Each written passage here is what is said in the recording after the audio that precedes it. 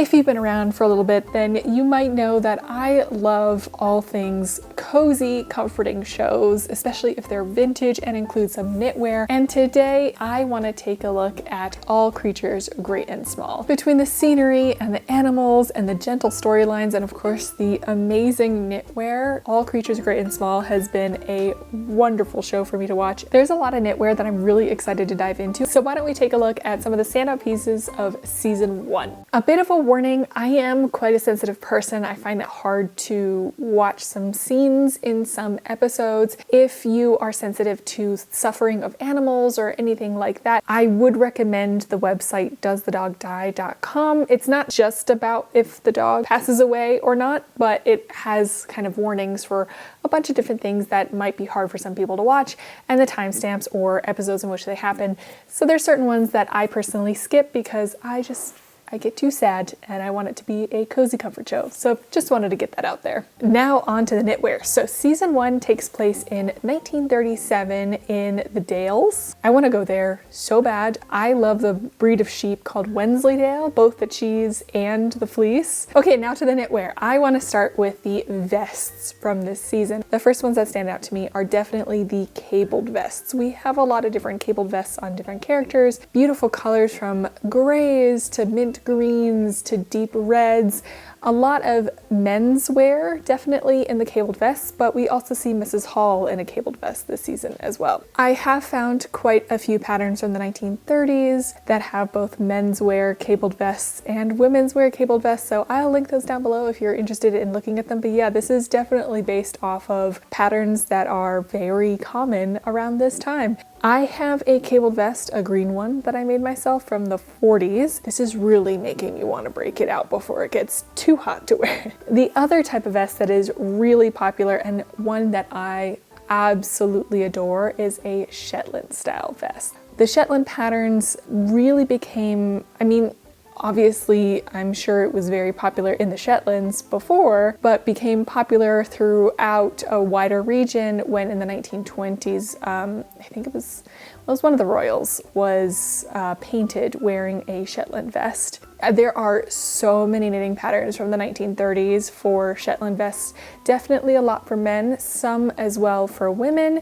I actually own a vintage Shetland vest. I have not been able to wear it because it is in too fragile of condition, but it has always been my dearest wish to recreate that particular pattern because I think it is beautiful. Again, very versatile where you can pair it with a lot of different things, and I think that you can wear it for a good amount of the season depending on what you put underneath the vest and what you wear over the vest. Okay, before we get into more woolly vests and countryside cardigans, I want to talk to you about Wild, who I've partnered with for today's video. I've been using Wild for over a year now, and there are many reasons I keep going back. Their products, including the deodorant, come in premium reusable cases with plastic-free refills. You can even get your cases engraved. What is super cute is the current limited time launch that Wild and Emma Bridgewater are doing with the polka dot case. These cases are forever cases, and the refills themselves have no aluminum, no parabens, and somehow still really works. I've been wearing it while filming, editing, gardening, wrangling Nutella, walking her, and can confirm that I still smell fresh after 24 hours. They are cruelty-free and vegan certified, and there are tons of scent options. My favorite staple scent, so the one that's always around, is sandalwood and patchouli, though there are always seasonal scents and also unscented. I have been enjoying the current seasonal one, which is Summer Breeze, especially when I'm out in the garden. It smells like crisp, clean sheets drying in the sun. To refill your personal case, you wind it right down, slide the bottom out, remove the used refill, and slot the new refill into position. Push the bottom with your refill back into your case, and you can twist it up to use. If you want to try Wild, just head to the link below or scan the QR code and use my code KNITS20 for 20% off all products for a limited time. Thank you again so much to Wild for partnering with me today, and let's get back to some more cozy vintage knits. This next piece is one of my favorites. I'm probably going to say that about a lot of the pieces, especially a lot of the pieces that Helen wears. I really enjoy her knitwear throughout the show, and if I could have a copy of every single piece that she wears, I would be a very happy person. This first one we're going to talk about is what I call the wavy green jumper, and this one has me scratching my head a little bit. I've been trying to get some closer up images of the knitting itself. I found some patterns from the 40s and early 30s too that give give me a little bit of that idea of that kind of wave pattern, but there's something about the construction of those patterns and this particular sweater, the wave in the sweater, that makes me think, I have this hunch that it was created on the knitting machine with what's called a swing pattern. I have attempted to do a swing pattern before, and there's something about the way that the stitches lean against the backdrop that feels really, really reminiscent of that swing stitch pattern. Same with just the general consistency of the stitches. It feels a little bit more machine knit than hand knit, although there are some hand knitters out there that are incredible with their consistency, so I could be wrong, but let me know what you think. I had this feeling that this was done on a knitting machine with a swing stitch to approximate the 30s patterns, but in a way that is maybe a little bit faster and easier on the hands to create this sweater. And what kind of goes along with this sweater, because she wears it in this scene and I love it so much, I need to make myself like 10 more. I can't find the one that I've made, and that's the snood. I think that's how we agreed, that that is how snood is pronounced, but please tell me if I'm wrong. It's just that really lovely crochet half, I kind of call it, well, it's more like a full snood, but it kind of sits as a headband here. The full snood I think comes from here all the way back with the netting, and this one is kind of like a headband with the netting in the back, and I think that is so cute. I have a pink one that I made that I love, and it's just such an easy put it on and go kind of hairstyle. That entire combination, I feel like this entire show is like outfit inspiration for me. I really love it. These two, oh, please, can I have a copy? This next sweater is worn by an early love interest of Miss Stefarnen. I really like this one because I forget the name of this character. I'm gonna have to put it up. I'm so sorry that it's just escaping me right now. She is incredibly stylish. And from what I've seen in other shows is that the very, very like stylish people tend not to wear hand knits as part of the shows. I don't know if that's reality or not. It's just that they tend to be like in tailored wovens. But this is a hand knit sweater, and on someone who's incredibly, again, styling inspiration for me personally. And I find this piece fascinating because it has a lot of components of sweaters from the 30s that I could find. I couldn't find an exact match, but I don't have a database of every single 1930s hand knitting pattern out there, especially from the UK.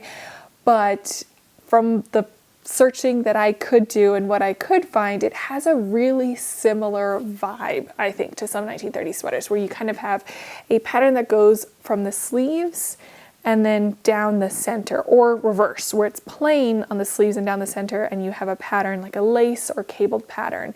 And that is not something that I've seen as much of a little bit later on, I would say, towards the 40s and 50s, which is what I'm knitting a little bit more now.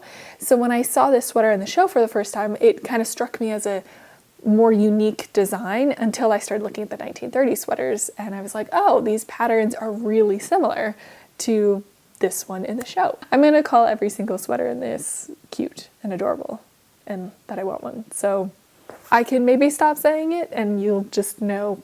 I don't know if I can promise that I'll stop saying it though. We'll see. This sweater of Helen's reminds me very much of spring. It's just such a happy, cheerful sweater to me, and it feels like right now in the springtime would be the perfect time to wear it. But I loved looking at this one because it's a different construction than what most vintage sweaters that I have seen would be done with. Taking this one as an example, this is an extant 1940s vintage sweater that I'm wearing, and it is knit in 4 pieces. You knit the front, you knit the back, you knit sleeve 1, you knit sleeve 2, and you sew it all together.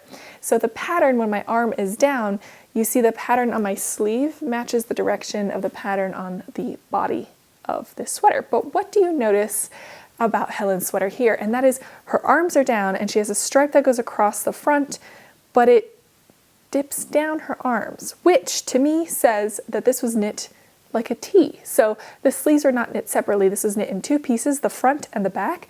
And the front was knit like this, and then you increase for the arms and then decrease again for the shoulders. And I have seen patterns like this, but more from the 1950s than I have from the 1930s. I can find quite a few examples from the 1950s, even with stripes, where you can see that phenomenon where the stripes go straight across the body, but bend down the arms. And that's because of the construction of the garment, because you are knitting the sleeves where the stripe is like this when it's laid out flat and when you're knitting it, but then when you're wearing it, unless you're holding something or reaching for something and you have your arms down by your side, those stripes are going to go down the sleeve and they're not going to go straight across. If you wanted the stripes to match and go straight across the sleeve and the front at the same level, then you would knit the sleeves separately from the bottom up or top down and add the stripes in that direction. Are there 30s patterns that are constructed this way? Maybe. I couldn't find any, but again, I don't have a repository of every hand knitting pattern that was published in the 30s or 40s in the UK, so I'm probably not the best person to answer that, but I couldn't find any. But there are 50s patterns that are definitely like that and are constructed like that, and I think they're so cute. I really like them. I said I would try not to say it, but it's gonna be hard not to. I enjoy every single one of these. I enjoy it all. Mrs. Hall also has quite a few pieces of knitwear that she wears. She wears them very repeatedly, and I like that. I think it's part of her character. And the knitwear that she wears is a little bit thicker and sturdier cardigans, in my opinion, that kind of tell the story of her being, well, she's the housekeeper. And typically in the 30s, I still associate that time frame with a little bit thinner knitting, finer knitting, smaller gauges, and not so many thick knits. But, I mean, Claude from Retro Claude has knit a 1930s, I think they call it a t-shirt pattern. That is some of the thickest yarn that I have ever used and I've ever seen. So it did exist, and a lot of these like serviceable, but still very intricate and patterned cardigans existed. So the one that Mrs. Hall wears, I chose to show the brown one with the cabling and the baubles and things. I found one that was kind of similar, and it reads very like workwear, but with fun added with the cabling and things, you know what I mean? Like it's very serviceable, I think is maybe the right term for that. I decided to do a separate section for this particular sweater of Helen's because while it is technically, well, it's hard for me to fully categorize it, but I would call it a Fair Isle type sweater. It is long sleeved and you don't get quite so good views of it in season 1.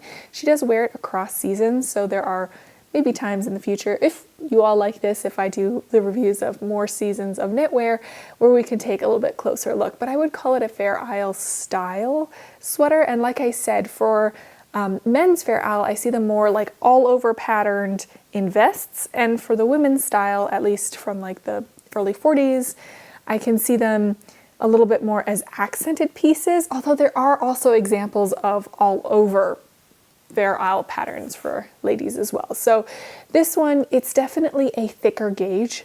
It reads as a warmer sweater, as one that's like very, again, serviceable, but it's not just a plain sweater. It has that fun Fair Isle accent. It's ribbed all over.